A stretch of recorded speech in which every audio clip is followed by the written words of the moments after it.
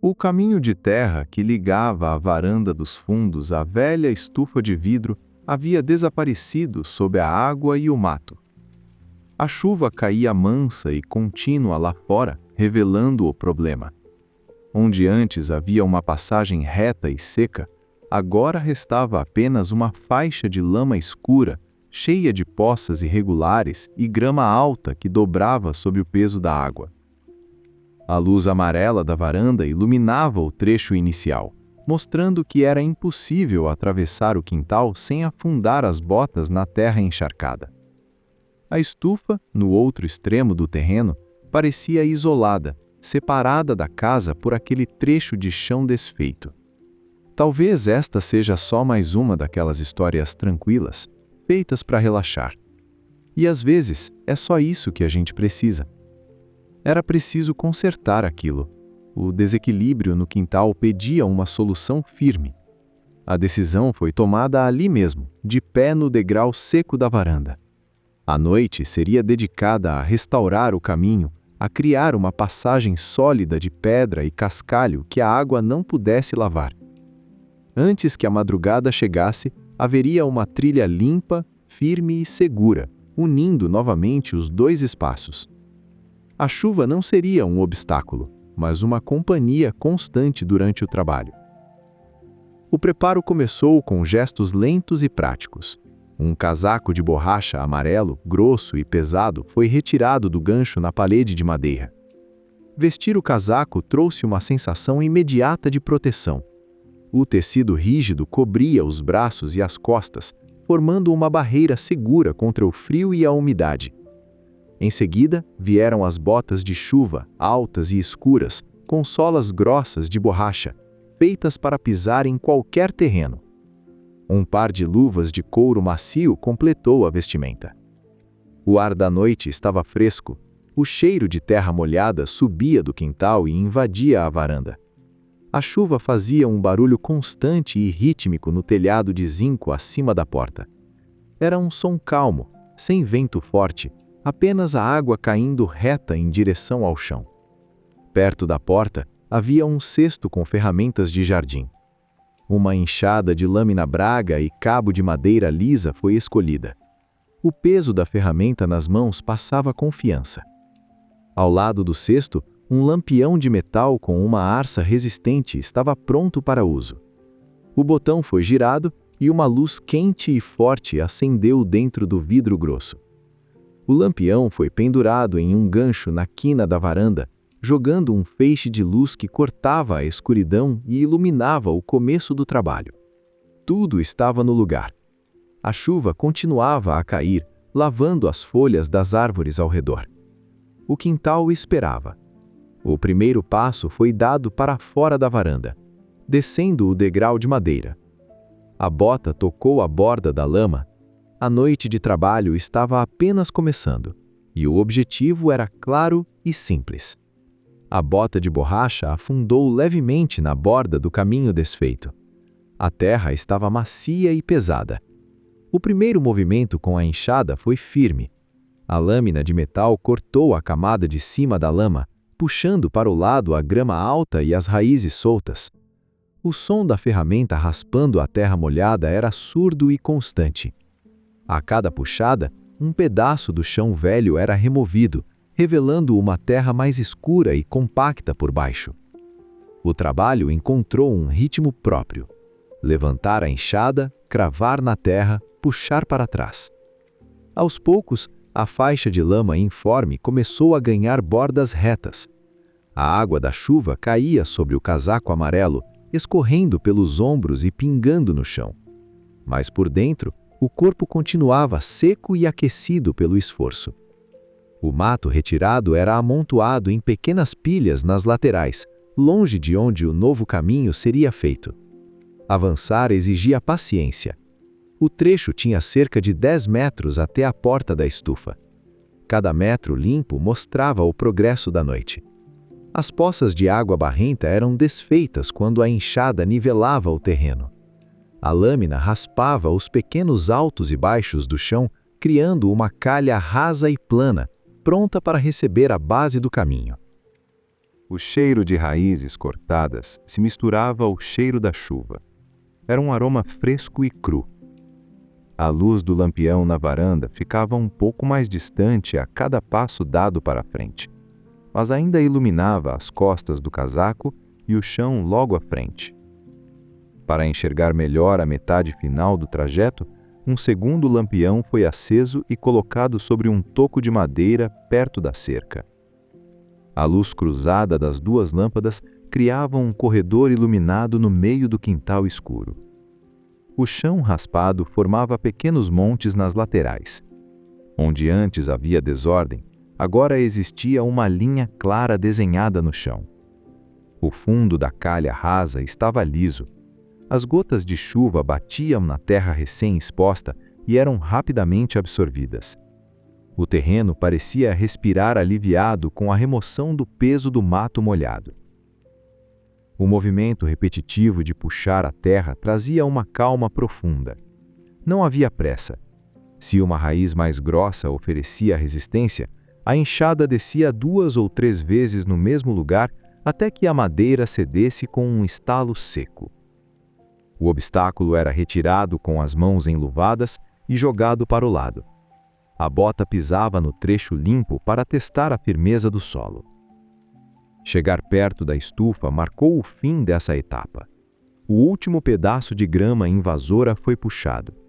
A enxada foi encostada na parede de vidro da estufa.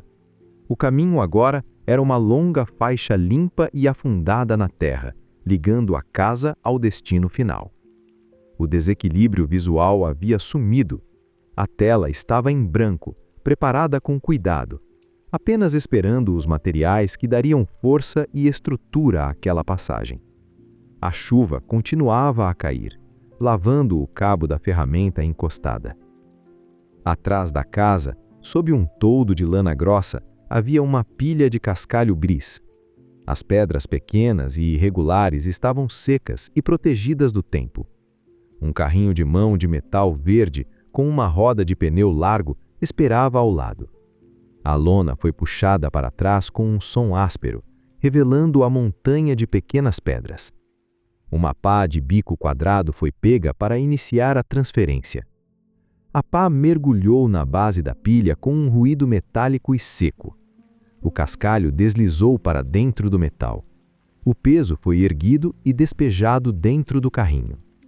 O som das pedras caindo no fundo de metal ecoou pelo quintal, alto e nítido contra o barulho suave da chuva. A ação se repetiu várias vezes. Mergulhar a pá, levantar, despejar.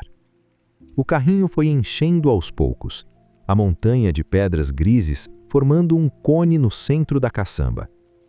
Quando o carrinho estava cheio, os braços de madeira foram levantados. O peso era considerável, mas a roda larga girava com facilidade sobre a grama curta do quintal. O transporte começou.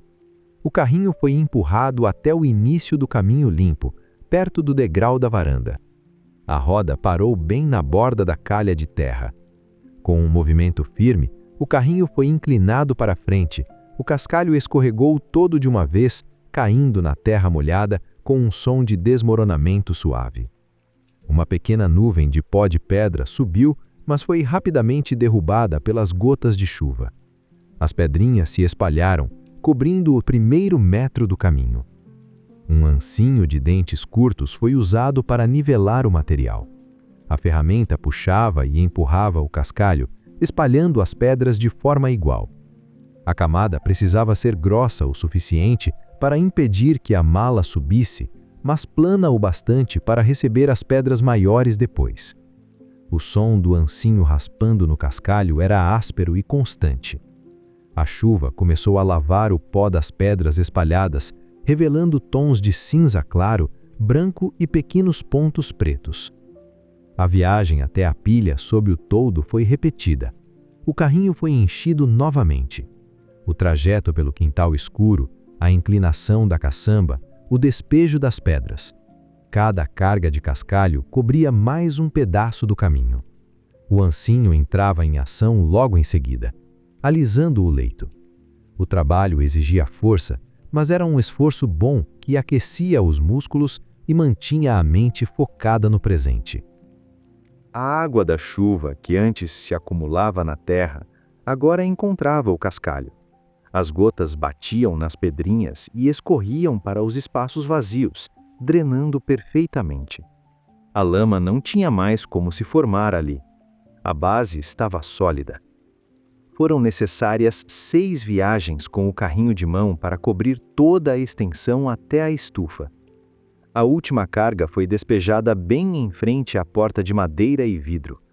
O ancinho espalhou as últimas pedras, conectando a base de cascalho ao batente da porta. O caminho inteiro agora era uma faixa cinza e texturada. A passagem já parecia segura, mas ainda faltava a superfície de apoio principal. O ancinho foi guardado e o carrinho vazio foi deixado de lado, com a chuva lavando os restos de pó de pedra dentro de sua caçamba. Perto da cerca lateral do terreno, várias placas de pedra ardósia estavam empilhadas.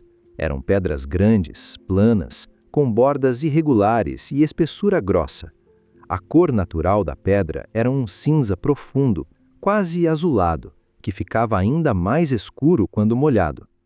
Elas seriam os degraus do caminho, as ilhas de estabilidade sobre o mar de cascalho. A primeira pedra foi levantada com as 2 mãos. O peso era grande, exigindo que as pernas dessem apoio ao movimento. A superfície da ardósia era fria e áspera através do couro das luvas. A pedra foi carregada com passos curtos até o início do caminho, perto da varanda. Com cuidado, a placa foi abaixada e solta sobre a cama de cascalho. Ela pousou com um baque surdo. As mãos pressionaram o centro da pedra, forçando-a contra as pedrinhas menores. Um leve movimento de balanço de um lado para outro fez com que o cascalho cedesse e se acomodasse sob a base irregular da ardósia. A bota pisou no centro da pedra, transferindo todo o peso do corpo para ela. A pedra não se moveu. Estava firme, ancorada. A segunda pedra foi buscada na pilha. O trajeto de ida e volta se tornou a nova rotina. Carregar o peso, medir a distância visualmente, soltar a pedra no cascalho. O espaço entre uma pedra e outra foi calculado para acompanhar o tamanho de um passo natural. Nem muito perto, o que faria a caminhada parecer travada, nem muito longe, o que exigiria um pulo. O ritmo da caminhada ditaria a posição de cada placa. A chuva continuava a molhar tudo. Assim que cada pedra era colocada no chão, a água lavava sua superfície plana, fazendo-a brilhar na luz dos lampiões. A textura da ardósia mostrava pequenas linhas e veios naturais. O contraste entre as pedras grandes, lisas e escuras, e o fundo de cascalho miúdo e claro criava um desenho bonito no chão. A terceira pedra, a quarta, o trabalho avançava metro a metro em direção à estufa. O peso carregado repetidas vezes fazia a respiração ficar um pouco mais profunda. O ar frio da noite entrava nos pulmões, trazendo o cheiro clino da chuva. Cada pedra colocada era um pequeno marco de progresso. A passagem deixava de ser apenas uma faixa no chão e passava a ter pontos de contato claros. Em um momento, uma das pedras colocadas balançou levemente quando pisada. A base não estava perfeita. A pedra foi levantada pela borda e um punhado extra de cascalho foi empurrado para o lado que estava mais baixo. A pedra foi solta novamente. Um novo pisão confirmou que o problema estava resolvido. Não havia espaço para instabilidade. As mãos seguravam firme as bordas rústicas. Os braços faziam o esforço de descer o peso com controle. A fileira de pedras retas começava a formar a espiranha dorsa do caminho. A luz amarela refletia na água que escorria pelas placas escuras. Ao colocar a última pedra, bem em frente à estufa, o trajeto principal estava desenhado. Era possível ir da casa até o outro lado pisando apenas nas grandes pedras planas, sem tocar na terra ou no cascalho. A estrutura central estava pronta e segura. As grandes pedras estavam no lugar, mas ainda havia espaços vazios ao redor delas. O cascalho da base precisava de algo mais pesado e escuro para travar as placas de ardósia em suas posições definitivas e dar o acabamento final às bordas do caminho. Perto do muro dos fundos, havia sacos de seixos de rio, pedras pequenas, lisas e arredondadas pela água em tons de marrom, preto e bege. Um balde de plástico forte foi usado para transportar os seixos. O saco de ráfia foi aberto com um canivete e o balde foi mergulhado dentro dele. O som das pedras lisas raspando umas nas outras era diferente do cascalho áspero. Era um barulho mais oco e redondo. O balde cheio foi carregado pela alça até o começo do caminho. O trabalho agora era de detalhes. O balde foi inclinado e os seixos rolaram devagar, caindo nos espaços entre a primeira placa de ardósia e a borda de terra do quintal.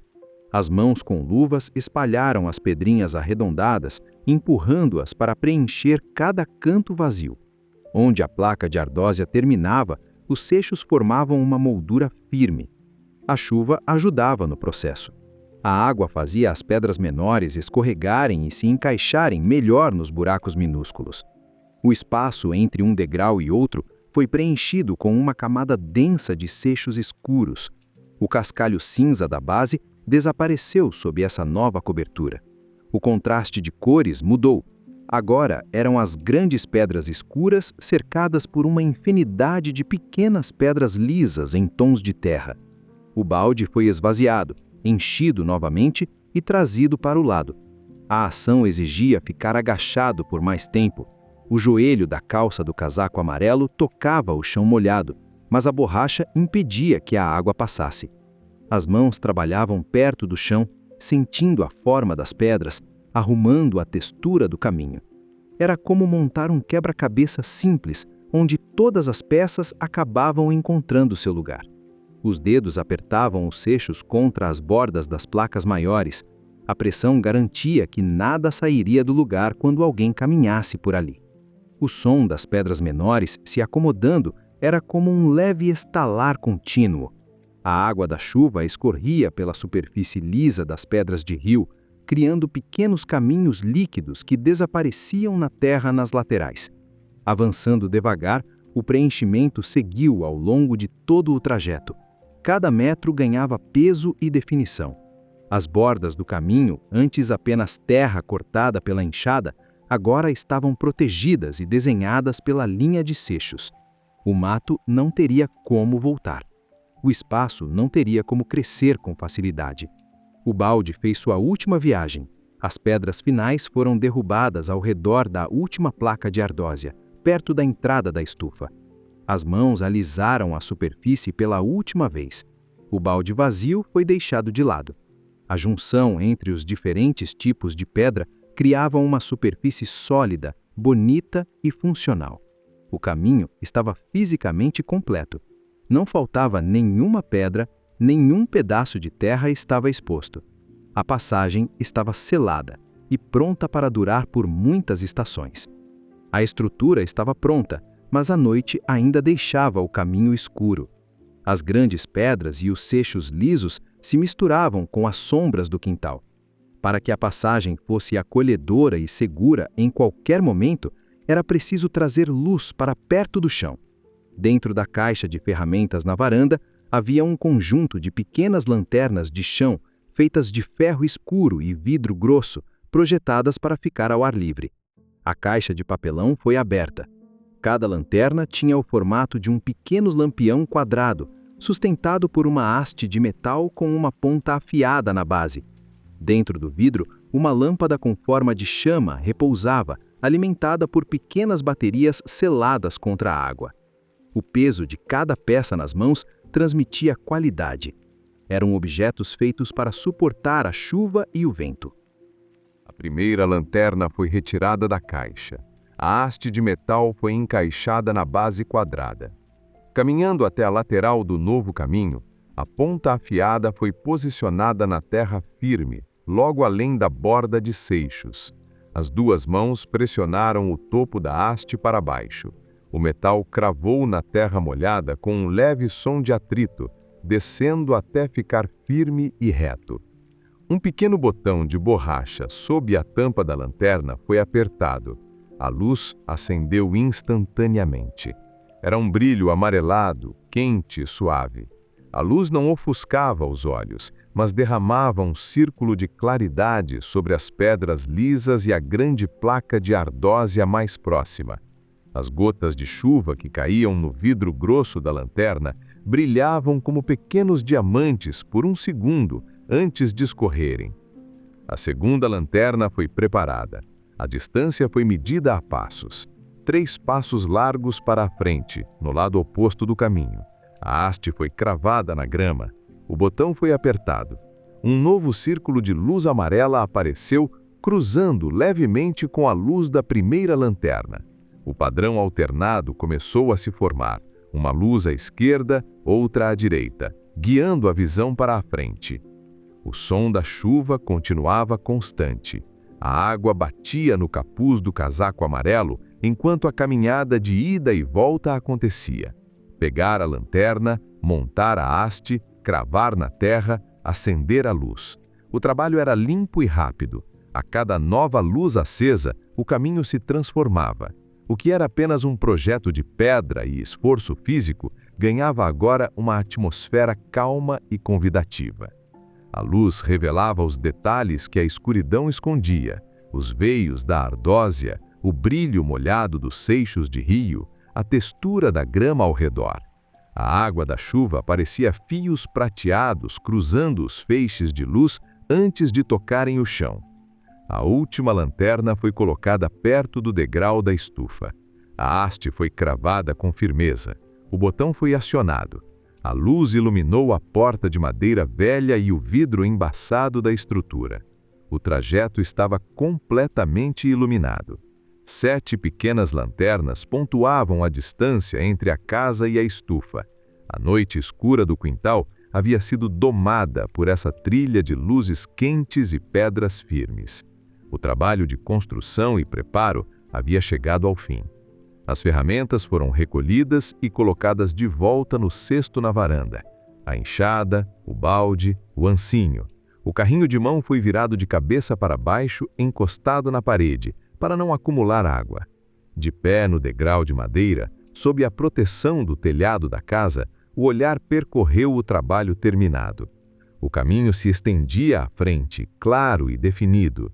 As luzes amarelas das lanternas formavam um corredor suave através da chuva. Onde antes havia apenas mato e lama alta, agora existia ordem. O momento pedia para que a nova passagem fosse usada. O primeiro passo desceu do degrau de madeira e encontrou a primeira grande placa de ardósia. A bota de borracha tocou a pedra. O som foi firme, um contato seco e duro, completamente diferente do ruído de enfundar na terra molhada. A pedra não cedeu 1 milímetro sequer. O peso do corpo foi transferido com segurança. O segundo passo alcançou a placa seguinte. A distância medida anteriormente estava perfeita. A caminhada era natural, sem esforço para alcançar o próximo ponto de apoio. A chuva caía sobre o casaco, mas a caminhada era tranquila. Olhar para baixo enquanto se andava revelava o desenho das pedras iluminadas. Os pequenos seixos nas bordas mantinham tudo no lugar, e a água escorria perfeitamente entre eles. Nenhuma poça se formava sobre as ardósias. O sistema de cascalho no fundo trabalhava em silêncio, drenando cada gota que caía do céu. A metade do caminho foi alcançada. O ar estava frio, mas o calor do esforço físico ainda permanecia no corpo. O som da chuva batendo nas pedras e no capuz de borracha era a única coisa que se ouvia no quintal. A estufa se aproximava a cada passo seguro. O último degrau de pedra foi pisado. A mão alcançou a maçaneta de metal frio da estufa. A porta de madeira rangeu levemente ao ser aberta. O interior estava escuro, mas o cheiro que escapou de lá de dentro era acolhedor. Era um cheiro de terra seca, folhas de tomateiro, vasos de barro e madeira velha. Um contraste imenso com a umidade fria do lado de fora. Ao entrar, a porta foi encostada, um interruptor na parede foi tocado e uma única lâmpada no teto da estufa acendeu. O interior revelou prateleiras cheias de pequenos vasos, sacos de terra e ferramentas de poda. O som da chuva mudou. Em vez de cair sobre o cascalho e as folhas, a água agora batia no telhado de vidro inclinado acima da cabeça. Era um som mais agudo e espalhado, como milhares de pequenos dedos batendo nas vidraças. De dentro da estufa, através dos vidros molhados, o olhar voltou para o quintal. O caminho recém-construído brilhava na noite. As lanternas amarelas marcavam a rota exata até a varanda iluminada da casa. A passagem estava lá, sólida e silenciosa. O isolamento da estufa havia acabado. A ligação entre os dois espaços foi restaurada de forma definitiva. A lama não era mais um problema. A caminhada de volta seria tão segura e seca quanto a caminhada de ida. Dentro da estufa, o ambiente era seco e protegido. Perto da mesa de plantio, havia um banco de madeira desgastado pelo tempo. O casaco de borracha amarelo, molhado e pesado, foi desabotoado e pendurado em um gancho grosso na viga de sustentação.